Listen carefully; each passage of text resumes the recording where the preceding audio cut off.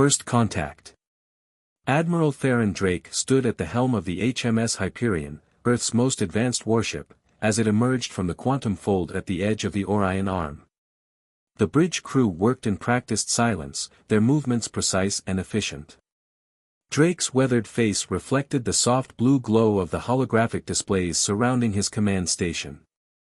After 20 years of deep space exploration, humanity had finally encountered another civilization, though not in the way anyone had hoped. Status report, Drake commanded, his voice steady despite the gravity of their situation. Lieutenant Sarah Chen, the ship's tactical officer, responded without taking her eyes off her console. 3 Imperial vessels detected at the edge of the Centauri system, sir. They're conducting systematic planetary scans. Pattern suggests they're looking for habitable worlds. Drake's jaw tightened. The Imperial expansion had been aggressive and methodical, consuming system after system in their relentless march across the galaxy. Earth's long-range probes had documented their actions for months, the subjugation of peaceful species, the strip mining of resources, and the establishment of colonial outposts that served as stepping stones for further conquest. What's the status of the rest of the fleet? Drake asked, turning to his executive officer, Commander James Martinez. The Artemis and the Pegasus are in position, cloaking systems engaged. The rest of the battle group is maintaining station at the predetermined coordinates. Martinez paused, checking his data pad. All ships report ready for Protocol Omega. Drake nodded grimly. Humanity had spent decades preparing for this moment, ever since the first hints of the Empire's existence reached Earth's deep space monitoring stations. While other species had focused on building bigger ships and more powerful weapons, humanity had taken a different approach. Open encrypted channel to all ships, Drake ordered. The communications officer complied with a quick gesture. This is Admiral Drake. You all know what's at stake here. The Empire has never encountered humanity before, and they've grown complacent in their superiority. Our size and apparent technological level will lead them to underestimate us, and that will be their first mistake. He paused, letting his words sink in.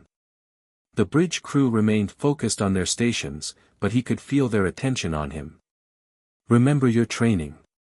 Remember the simulations. Most importantly, remember what we're fighting for. Drake out. The plan was elegant in its simplicity. Rather than revealing Earth's location or true military capability, they would engage the Empire at the edges of human space, appearing as a newly discovered species with limited technology. The Empire's documented arrogance would lead them to respond with minimal force, a fatal error that would give humanity the opening it needed. Sir, Chen called out, her voice tense. Imperial vessels are altering course. They've detected our presence. Drake allowed himself a small smile. Right on schedule. Lieutenant Chen, prepare to implement Phase 1. Commander Martinez, signal the Artemis and Pegasus to maintain position but stand ready. The bridge hummed with activity as the crew prepared for their first contact with the Empire. Years of preparation had led to this moment, and Drake felt a surge of pride in his crew and his species. Humanity had always been underestimated, overlooked, and dismissed by those who saw only their physical size or apparent limitations. The Empire was about to learn a harsh lesson about the dangers of such assumptions. Imperial vessels are moving to intercept, Chen reported. Their weapon systems are powered but not targeted. They're broadcasting on all frequencies. Let's hear it, Drake ordered. The bridge speakers crackled to life with a voice that dripped with condescension. Unknown vessels, you have entered Imperial space. Identify yourselves and prepare to be boarded for inspection. Resistance will result in immediate destruction. Drake straightened his uniform and nodded to the communications officer. This is Admiral Theron Drake of the Human Exploration Fleet. We are a peaceful expedition seeking diplomatic contact with other civilizations. We were unaware this region was claimed territory. There was a pause before the Imperial response came.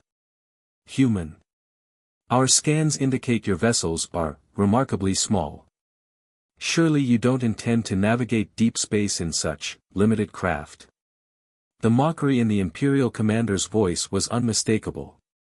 Drake shared a knowing look with Martinez before responding. We make do with what we have. Our species is young in terms of space travel, but we are eager to learn and establish peaceful relations. Young indeed, the Imperial voice sneered. Very well. Power down your vessels and prepare for boarding. The Empire will determine your usefulness. Drake took a deep breath. I'm afraid we cannot comply with that request. We are willing to establish diplomatic channels, but we will not surrender our ships. Laughter echoed through the speakers. You dare defy an Imperial command? Perhaps a demonstration of power will help you understand your situation better. The largest Imperial vessel began moving forward, its weapon systems fully charging. Drake watched the tactical display with careful attention, counting the seconds. All hands, he announced calmly. Execute Protocol Omega. What happened next would be recorded in Imperial archives as the beginning of their greatest military disaster. The HMS Hyperion, appearing small and vulnerable, suddenly demonstrated maneuverability that seemed to defy physics. As the Imperial vessel fired its first warning shot, the human ship executed a series of precise movements that made it appear to blink in and out of existence. Phase 1 targeting solutions locked, Chen reported with professional detachment. All systems synchronized. Drake's voice was steel. Show them what humanity can do, Lieutenant.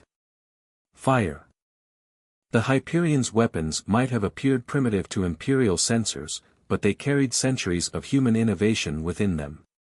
Quantum-guided projectiles, each no larger than a human finger, struck the Imperial vessel at precisely calculated points.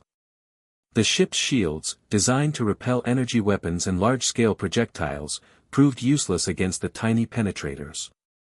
In the space of 30 seconds, the mighty Imperial vessel's primary systems were disabled, its weapons offline, and its engines reduced to emergency power. The other two Imperial ships, caught off guard by the speed and precision of the attack, began to move into defensive positions. Imperial vessels are attempting to signal their command, the communications officer reported. Drake nodded. Let them. Phase 2, Commander Martinez. Let's show them what else these limited craft can do. The Artemis and Pegasus decloaked on either side of the remaining Imperial ships, their weapons already firing. The battle that followed lasted less than 5 minutes, but it would change the course of galactic history. As Drake watched the Imperial vessels drift powerless in space, he activated the ship-wide comm once more. Well done, all of you. The Empire has ruled through fear and arrogance for too long. They've forgotten that size isn't everything, it's how you use what you have that matters. Today, we've taught them their first lesson in humility. There will be more to come. The bridge crew maintained their professional composure, but pride radiated from every station.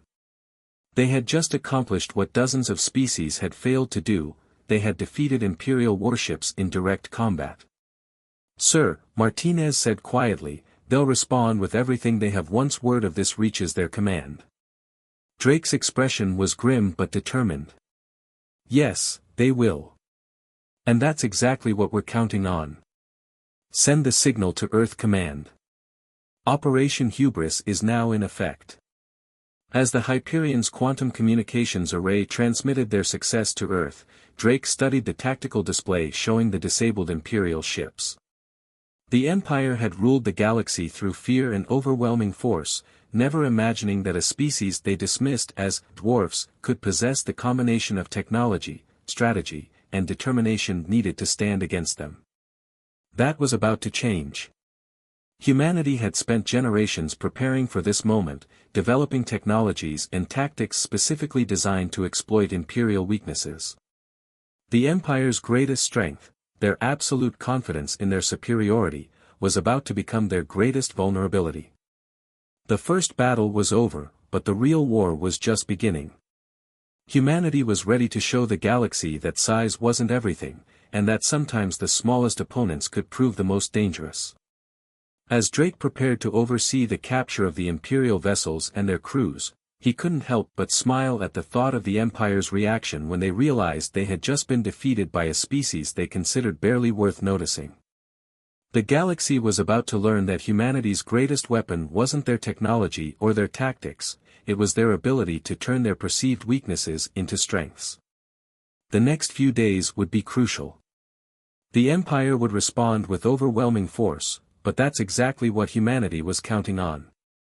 Operation Hubris wasn't just about winning battles, it was about changing the very nature of galactic warfare.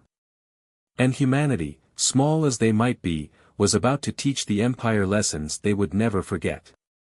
Imperial response. Grand Admiral Celine Voss strode through the Imperial war chamber, her boots clicking against the polished obsidian floor. The massive holographic display at the center of the room showed the last moments of the Imperial patrol fleet's defeat, playing on an endless loop. The gathered admirals and generals watched in stunned silence as the tiny human vessels executed maneuvers that seemed to defy the laws of physics. 3 ships, Voss said, her voice cutting through the tension like a plasma blade. 3 of our most advanced destroyers, disabled by vessels we could crush in our hands. She paused before the display, studying the precise movements of the human ships. And now we've lost contact with the entire Centauri sector. Fleet Commander Axel Thrain cleared his throat. Grand Admiral, initial analysis suggests these humans possess some form of advanced propulsion technology we've never encountered. Their weapons, while small, appear to bypass our shield configurations entirely. Of course they do, Voss snapped. Because we designed our defenses to stop capital ships and energy weapons, not, whatever these are. She gestured to the holographic representation of a human quantum penetrator round, barely larger than her finger. We've become so focused on size and power that we've left ourselves vulnerable to more elegant solutions. The room fell silent as the implications sank in. The Empire had spent centuries building bigger ships, more powerful weapons, and stronger shields. They had never considered that a species might develop in the opposite direction, focusing on precision and efficiency rather than raw power. "What are your orders, Grand Admiral?" Thrain asked. Voss's eyes narrowed as she studied the tactical display. "Prepare the First Fleet for immediate deployment. All of it. We will crush these humans with overwhelming force and remind the galaxy why the Empire has ruled unopposed for a millennium." But even as she gave the order, a nagging doubt gnawed at her mind. These humans had revealed themselves deliberately, choosing the time and place of their first engagement. What if this was exactly what they wanted? On the bridge of the HMS Hyperion, Admiral Drake reviewed the latest intelligence reports with his senior staff. The captured Imperial crews had provided valuable insights, though most of their information came from their obvious contempt for humanity rather than any deliberate cooperation. "They're mobilizing the First Fleet," Commander Martinez reported, highlighting a series of quantum sensor readings. Preliminary counts suggest over 300 capital ships, including at least 20 superdreadnoughts. Drake nodded, unsurprised. "Right on schedule. Lieutenant Chen, what's the status of Operation Mosquito?" Chen's fingers danced across her tactical console, bringing up a complex network of deployment patterns.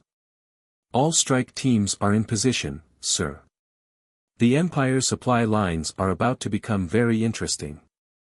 The plan had been years in the making. While the Empire concentrated its forces for a massive assault, hundreds of small human vessels had already infiltrated their territory. These ships, each crewed by no more than 10 personnel, were about to demonstrate why humanity's small size was actually an advantage in modern warfare. "Message from Earth Command," the communications officer announced. "Operation Hubris Phase 2 is authorized. Admiral Zhao's fleet is standing by." Drake allowed himself a grim smile. The Empire was about to learn that humans had spent centuries perfecting the art of asymmetric warfare. Their entire military doctrine was based on appearing weak when strong, and strong when weak. Send word to all strike teams, Drake ordered. Commence Operation Mosquito. Priority targets only, and remember, we're not trying to destroy their ships. We want them angry, frustrated, and desperate to prove their superiority. Across Imperial space, human strike teams began their carefully coordinated attacks. Supply convoys found their navigation systems mysteriously malfunctioning. Military communications networks experienced random but devastating failures. Automated defense platforms started targeting friendly vessels. The Empire's response was predictable. They blamed system malfunctions, solar flares, and even sabotage by subjugated species. The idea that human infiltrators could penetrate their security was dismissed outright. After all, how could such tiny beings pose a serious threat to Imperial technology? On the Imperial capital world of Nexus Prime, Grand Admiral Voss received increasingly desperate reports from across the Empire. The First Fleet, assembled to crush the human threat, found itself delayed by a cascade of equipment failures and logistical problems. "This is no coincidence," she muttered, studying the pattern of disruptions. "They're inside our systems, our supply lines, maybe even our ships." The realization hit her like a physical blow. "We've been compromised from the start." But her warnings fell on deaf ears. The Imperial High Command, convinced of their technological superiority, refused to believe that humans could have infiltrated their networks so thoroughly. Instead, they ordered an immediate assault on the last known position of the human fleet, determined to end this embarrassment quickly and decisively. The First Fleet launched with great fanfare, its massive ships filling the sky above Nexus Prime. The Empire's propaganda networks broadcast images of the fleet's departure, assuring citizens that these upstart humans would soon learn the price of defying Imperial rule. Aboard the Hyperion, Drake watched the Imperial fleet's approach through a quantum sensor feed. The massive vessels moved in tight formation, their energy signatures blazing like artificial suns. "They're not even trying to be subtle," Martinez observed. 300 ships, all bunched together, broadcasting their position to anyone with basic sensors. Drake nodded. "Pride comes before the fall, Commander. The Empire has forgotten that war isn't about who has the biggest ships or the strongest weapons. It's about achieving your objectives while denying your enemy the ability to achieve theirs." "Sir," Chen interrupted, "we're detecting quantum signatures consistent with human strike team activity throughout the Imperial formation. Team leaders report all primary targets have been compromised." Drake straightened in his command chair. "Send the signal to Admiral Zhao. Operation Hubris Phase 3 begins now." As the First Fleet approached the Centauri sector, preparing to demonstrate the full might of the Empire, they had no idea they were flying into a trap centuries in the making. The humans they had dismissed as insignificant had spent generations preparing for this moment, developing technologies and tactics specifically designed to exploit Imperial weaknesses. "All ships, maintain position," Drake ordered. "Let them come to us. Let them think they have us trapped." The Empire was about to learn that sometimes the most dangerous predator isn't the largest or the strongest, it's the one that's patient enough to wait for the perfect moment to strike. And humanity had been very, very patient. The massive Imperial ships filled the tactical display, their weapons charged and shields at maximum power. They had come to crush these impudent humans with overwhelming force, to remind the galaxy why the Empire had ruled unopposed for so long. But as Grand Admiral Voss would soon discover, they had walked right into humanity's carefully laid trap. The real battle was about to begin, and it would change the face of warfare forever. In the tense moments before combat was joined, Drake remembered an ancient Earth saying, "Pride goeth before destruction, and a haughty spirit before a fall." The Empire's pride had led them exactly where humanity wanted them, and they were about to learn why underestimating humans was the last mistake many species ever made. The next few hours would determine the course of galactic history. The Empire had brought their biggest ships and their most powerful weapons. Humanity had brought something far more dangerous: innovation, adaptability, and the determination to prove that size wasn't everything. As Drake gave the order to initiate Phase 3, he couldn't help but wonder if the Empire would ever understand just how thoroughly they had been outmaneuvered. Sometimes the greatest victories came not from overwhelming force, but from letting your enemy's strengths become their weaknesses. The trap was set. The Empire was committed. And humanity was ready to show the galaxy why they should never have been underestimated. The Battle of Centauri. The void between stars erupted in a symphony of light and energy as the Imperial First Fleet engaged the human forces. Grand Admiral Voss stood on the bridge of her flagship, the Eternal Dominion, watching as her massive fleet moved to encircle the seemingly insignificant human vessels. Multiple human signatures detected, her tactical officer reported. They're multiplying. Voss's eyes narrowed as she studied the tactical display. Where moments ago there had been only a handful of human ships, now hundreds of signatures appeared, blinking in and out of existence faster than their sensors could track. Quantum ghost projections, she realized, her voice tight with anger. They're using our own sensor networks against us. Every ghost signature is being amplified by our systems. It was elegant, really, the humans had turned the Empire's complex sensor network into a weapon against them. Before she could issue new orders, the real attack began.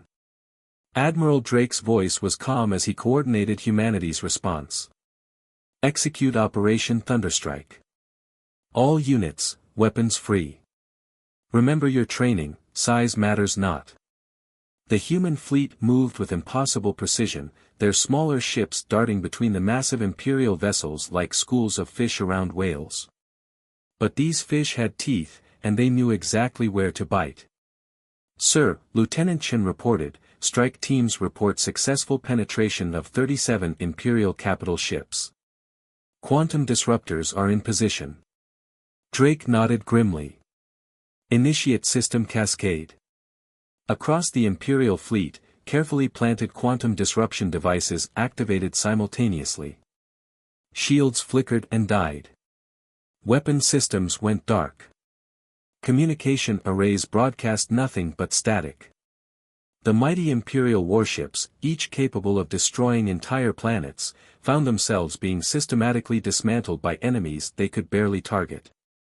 Pattern Omega-3, Drake commanded. Show them why humanity spent centuries perfecting precision over power.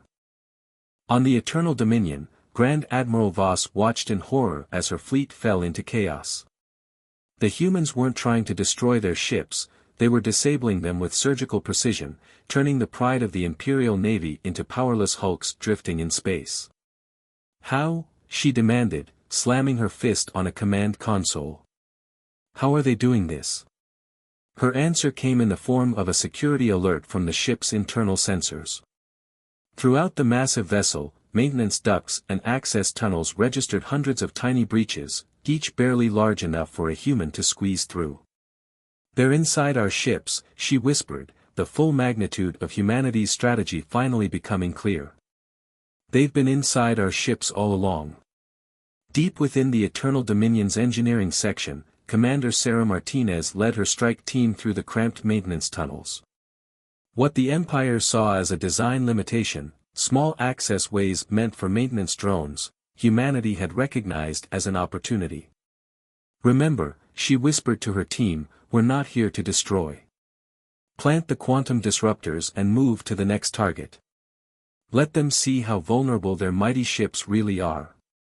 The human strike teams had trained for years in mock-ups of Imperial vessels, learning every access point, every vulnerability, every way to turn the Empire's gigantic ships against themselves. Their small size, once mocked by the Empire, had become their greatest advantage. Back on the Hyperion, Drake watched as the battle unfolded exactly as planned. The Imperial fleet, designed to fight traditional battles against traditional enemies, found itself helpless against an opponent that refused to play by their rules. Admiral Zhao's fleet has arrived, Martinez reported. They're engaging the Imperial Reserve forces now. Drake allowed himself a small smile. The second human fleet, emerging from quantum-fold space behind the Imperial forces, represented everything the Empire had failed to understand about humanity. While their first encounters had suggested limited technological capability, the truth was far different. Humanity had simply chosen to develop in different directions, focusing on efficiency and innovation rather than raw power. "Sir," Chen interrupted, "we're detecting massive energy buildup from the Imperial flagship. They're attempting to override our quantum disruption devices." Drake's expression hardened. "Grand Admiral Voss is more resourceful than we anticipated. Signal all ships, begin Phase 4. It's time to show them what our ships can really do." The battle that followed would be studied in military academies across the galaxy for centuries to come. The Imperial First Fleet, comprised of the largest and most powerful warships ever built, found itself being systematically dismantled by vessels a fraction of their size. Human ships executed maneuvers that seemed to ignore the laws of physics, their quantum drive systems allowing them to appear and disappear at will.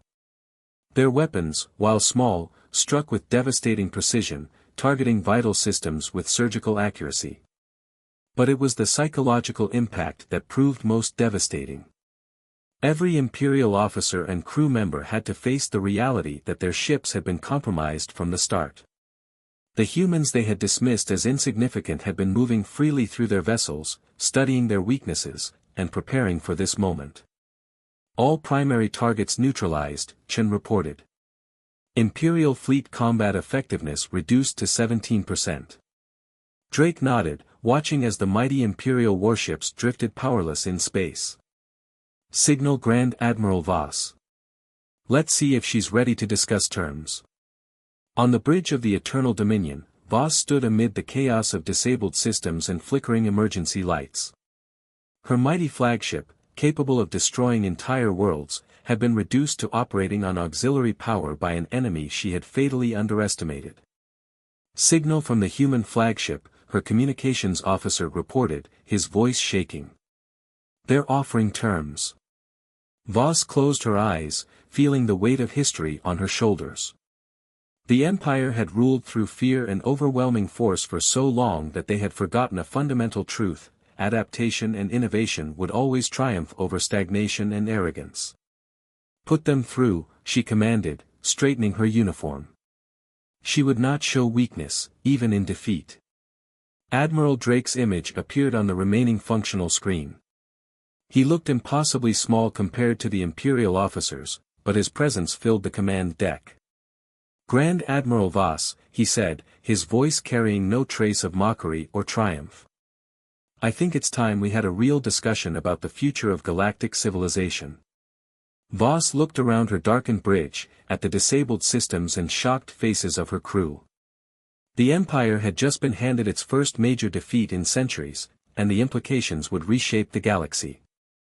"Very well, Admiral Drake," she replied, her voice steady despite everything.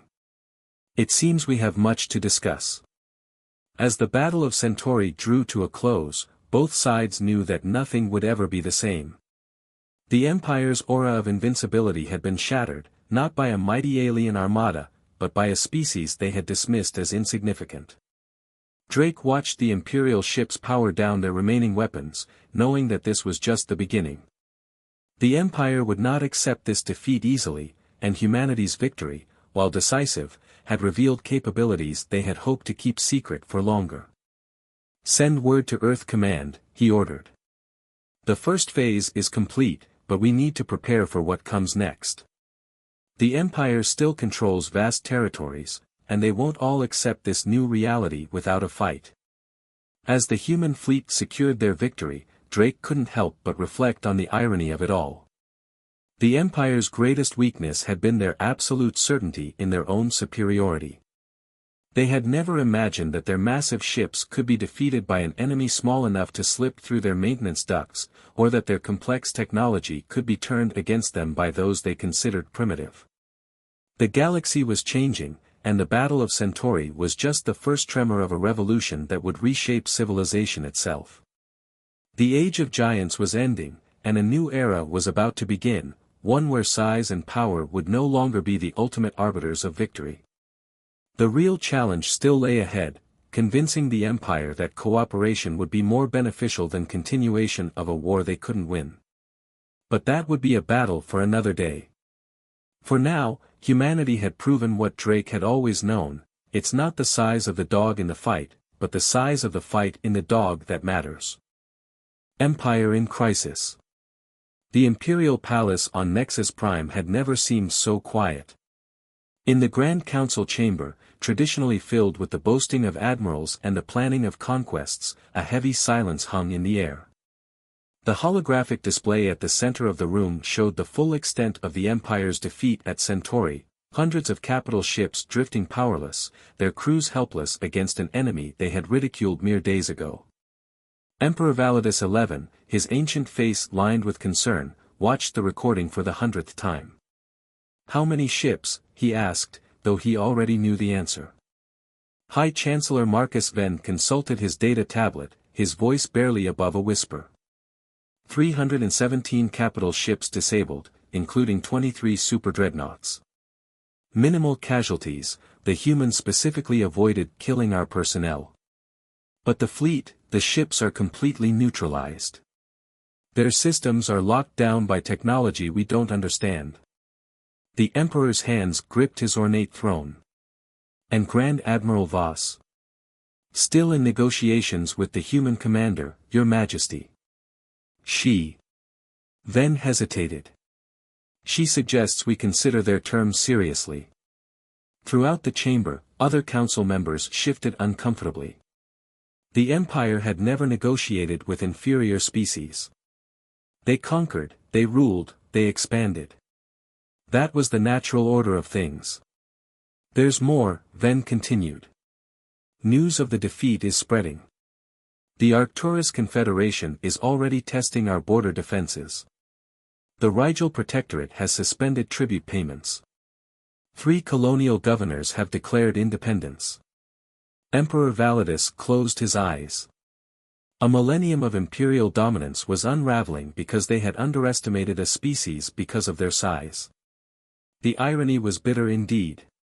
On the diplomatic vessel Concordia, anchored in neutral space between the human fleet and the disabled Imperial Armada, Admiral Drake sat across from Grand Admiral Voss. The contrast between them was striking, Voss towering over the human officer, yet somehow seeming diminished after the battle. "Your terms are unexpected," Voss said, studying the document before her. "No territorial demands. No reparations. Just open borders, free trade, and mutual defense agreements." Drake nodded. "Humanity has no interest in empire building, Admiral. We've studied history too well to repeat those mistakes. What we want is stability, cooperation, and the recognition that size and strength aren't everything. And if we refuse? Then we reveal the full extent of our capabilities," Drake replied calmly. "The battle you just lost? We were holding back. Significantly." Voss's eyes narrowed. "You're bluffing." Drake smiled and pressed a button on his command tablet. Throughout the disabled Imperial fleet, every single system simultaneously activated, then deactivated, then activated again, a demonstration of complete control over their technology. "That's impossible," Voss whispered. "No, Admiral. That's innovation. While the Empire focused on building bigger ships and stronger weapons, we focused on understanding how things work. Your entire fleet was compromised before it ever left port. We could have destroyed every ship, but that would have only proven that we're as brutal as you thought we were." Back on Nexus Prime, the Imperial Palace was in chaos.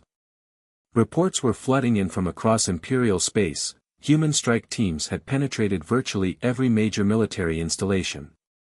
Quantum disruptors had been planted in shipyards, weapon factories, and defense platforms. The Empire's entire military infrastructure was effectively being held hostage. In a secure bunker beneath the palace, Imperial Intelligence Director Cassius Thane presented his findings to a select group of military leaders. "The humans have been preparing for this confrontation for generations," he explained, his voice tight with professional admiration. "Every time we conquered a new species, they studied our tactics. Every time we showcased our technology, they found its weaknesses. They turned their small size from a limitation into an advantage. Fleet Admiral Regulus, one of the few senior commanders who had opposed the initial dismissal of the human threat, leaned forward. "How did we miss this? How did we not see them coming?" Thane's laugh was bitter. "Because we didn't want to see them. Our entire society is built on the belief that bigger is better, that overwhelming force is the answer to every challenge. The humans showed us that precision beats power, that innovation trumps tradition." On Earth, the Unified Defense Council received Drake's preliminary report with mixed emotions. The military victory was complete, but the political situation remained delicate. "The Empire is fracturing," Council President Elena Santos observed, studying the strategic updates. "Their subjected species are rising up, their colonies are declaring independence, and their military is in disarray. This could lead to chaos on a galactic scale." Admiral Zhao, recently returned from the Centauri campaign, nodded grimly. "That's exactly what we were afraid of. The Empire's brutality was horrific, but their control brought a certain stability. If they collapse completely, the power vacuum could trigger dozens of wars. Then we maintain our original strategy," Santos decided. "We offer partnership instead of domination. Show them a better way to lead." In orbit above Centauri Prime, Commander Martinez led a team of engineers in studying the captured Imperial vessels. What they found confirmed their worst fears. "The Empire's technology is incredibly advanced," she reported to Drake, "but it's also incredibly wasteful. Their ships are designed to project power, not to function efficiently. They've got structural weaknesses that could tear them apart if they lose power at the wrong moment." Drake understood the implications immediately. If their fleet breaks down, hundreds of worlds could be cut off from supply lines and trade routes. "We need to move faster than we planned." He opened a channel to Grand Admiral Voss's flagship. "Admiral, we need to talk. The situation is more serious than either of us realized." As the Galactic Order teetered on the brink of chaos, both humanity and the Empire faced a crucial decision. The humans had won their victory, but now they faced the challenge of preventing that victory from unleashing devastation across the galaxy. In the Imperial Palace, Emperor Validus received a private transmission from Grand Admiral Voss. Her message was clear: the Empire could adapt or it could die, but it could not continue as it had before. The Emperor, looking older than his considerable years, turned to High Chancellor Ven. "Summon the Grand Council," he commanded. "All of them. It's time we learned what these humans have been trying to teach us." But not everyone in the Empire was ready to accept change. In the outer systems, hardline military commanders were already gathering forces, determined to restore Imperial pride through one final, massive campaign against humanity. The Battle of Centauri had ended, but the real war, the war for the future of galactic civilization, was just beginning. Humanity had proven they could defeat the Empire in battle. Now they had to prove they could forge a lasting peace with an enemy who had never known anything but conquest. As Drake prepared for the negotiations ahead, he couldn't shake the feeling that the Empire's hardliners would force one final confrontation. Humanity had revealed many of their capabilities, but not all of them. The question was, would they be forced to show their full strength, or could wisdom finally prevail over pride? The next few days would determine whether the galaxy faced a new era of cooperation or plunged into a war that would make the Battle of Centauri look like a minor skirmish. The Empire was at a crossroads, and the path they chose would reshape the future of every species in known space. A new dawn. The warning came at midnight, Imperial Standard Time. Deep in the outer territories, automated sensor platforms detected massive energy signatures. The remnants of the Imperial fleet were gathering. Grand Admiral Xander Cross, a hardline traditionalist who had long opposed any compromise with lesser species, had rallied every ship still loyal to the old ways. In the Imperial Palace on Nexus Prime, Emperor Validus received the news with a heavy heart. "How many ships?" he asked Grand Admiral Voss, who stood before his throne alongside Admiral Drake. Nearly 600 vessels, Voss reported grimly. Cross has somehow reactivated mothballed warships from the Elder Wars. They're old, but powerful. He's also recruited several governors and fleet commanders who refused to accept our defeat. Drake studied the tactical display, his expression thoughtful. They're desperate, he observed. Which makes them more dangerous than ever. The Emperor turned to the human admiral. Can you stop them? Yes, Drake replied simply. But the cost will be higher than anyone wants to pay. Aboard the ancient dreadnought Immortal Vengeance, Admiral Cross surveyed his assembled fleet. The ships were a mix of modern Imperial vessels and reactivated behemoths from wars long past. Together, they represented the largest concentration of firepower ever assembled in known space. The Empire does not bow to insects, he declared over the fleet-wide channel. These humans have employed tricks and deception to humiliate us, but they cannot stand against the full might of Imperial power.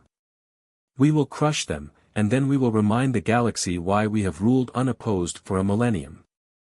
Throughout the fleet, crews cheered.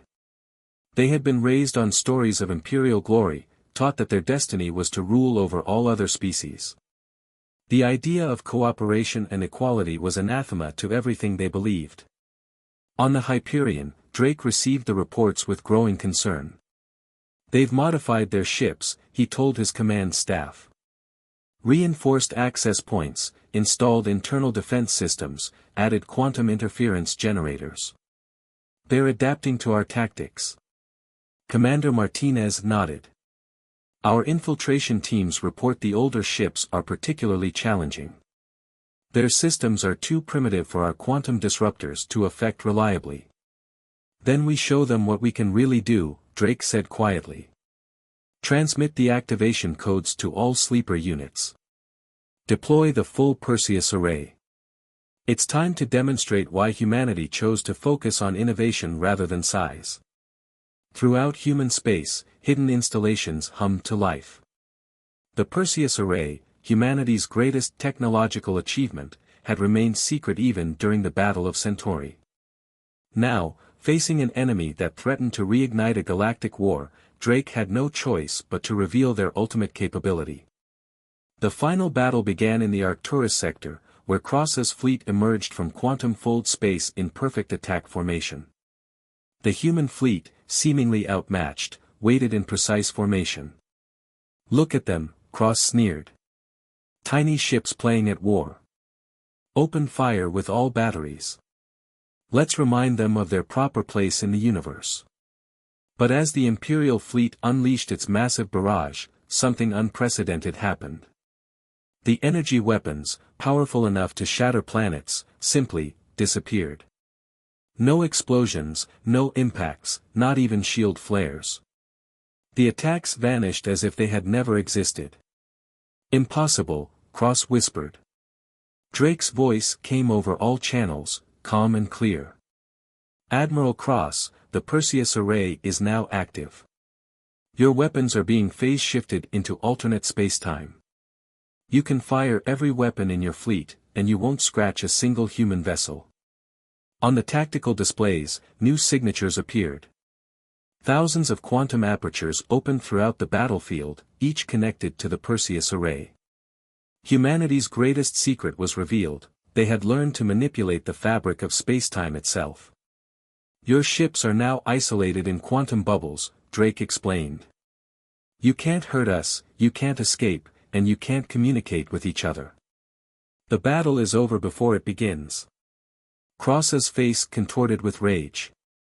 You lie. The Empire cannot be defeated by such trickery. This isn't trickery, Admiral. This is the future. While you built bigger ships, we learned to control space itself. While you focused on destruction, we mastered creation. The era of brute force is over. Throughout the Imperial fleet, crews watched in horror as their mighty ships became helpless, trapped in pockets of altered spacetime. The Perseus array hadn't just neutralized their weapons, it had rendered the entire concept of traditional space warfare obsolete. On Nexus Prime, Emperor Validus watched the demonstration with a mixture of awe and relief. All this time, he said to Voss, they could have destroyed us completely. Voss nodded. They chose not to. They chose to show us a better way, even when we mocked them. Even when we threatened them. They proved that true strength isn't about size or power, it's about wisdom. The aftermath of the Perseus demonstration, as it came to be known, transformed galactic civilization. The Empire, faced with irrefutable proof that their entire military doctrine was obsolete, had no choice but to embrace change. Admiral Cross and his hardline supporters surrendered, their mighty fleet reduced to floating monuments to an outdated philosophy. The Empire began a radical transformation, guided by those who understood that adaptation was the key to survival. 1 year later, Drake stood in the newly established Galactic Council chamber on Nexus Prime. Representatives from dozens of species, once subjugated by the Empire, now sat as equals. The chamber itself was designed to accommodate beings of all sizes, a physical representation of the new order. The galaxy is entering a new age, Drake addressed the assembly. One where strength is measured not by the size of our ships or the power of our weapons, but by the depth of our wisdom and the breadth of our cooperation. Emperor Validus, now serving as one voice among many in the Galactic Council, nodded in agreement. The humans taught us the hardest lesson an empire can learn, that true greatness comes not from dominating others, but from lifting them up.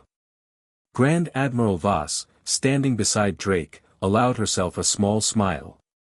We thought we were teaching the galaxy to fear us. Instead, humanity taught us how to grow beyond our fears. As the Council began its session, discussing trade agreements and cultural exchanges rather than military conquests, Drake reflected on how far they had come. The Empire had mocked humanity's size, never realizing that physical stature was the least important measure of a species' worth. The Perseus array remained active, not as a weapon, but as a guarantee of peace.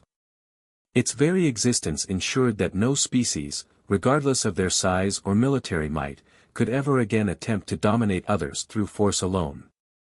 In the end, the Empire's greatest defeat had led to their greatest victory, the victory over their own prejudices and limitations. The galaxy had learned that true power comes in many forms, and that sometimes the smallest beings can teach the greatest lessons. As Drake prepared to return to Earth, he received one final message from Emperor Validus: "We once called you dwarfs as an insult. Now we understand that you were giants all along, not in stature, but in vision, wisdom, and courage. The galaxy is better for having learned this lesson." The age of empires was over. The age of cooperation had begun. And it all started because a mighty empire had mocked an army of dwarfs, never imagining that these tiny beings would not only defeat them but show them a better way to exist. In the vast expanse of space, size had finally ceased to matter. What remained was the infinite potential of beings working together, learning from each other, and growing beyond their limitations. The future was no longer about who could build the biggest ships or wield the most powerful weapons, it was about who could imagine the boldest dreams and work together to achieve them. The galaxy would never be the same, and that was exactly what humanity had been fighting for all along.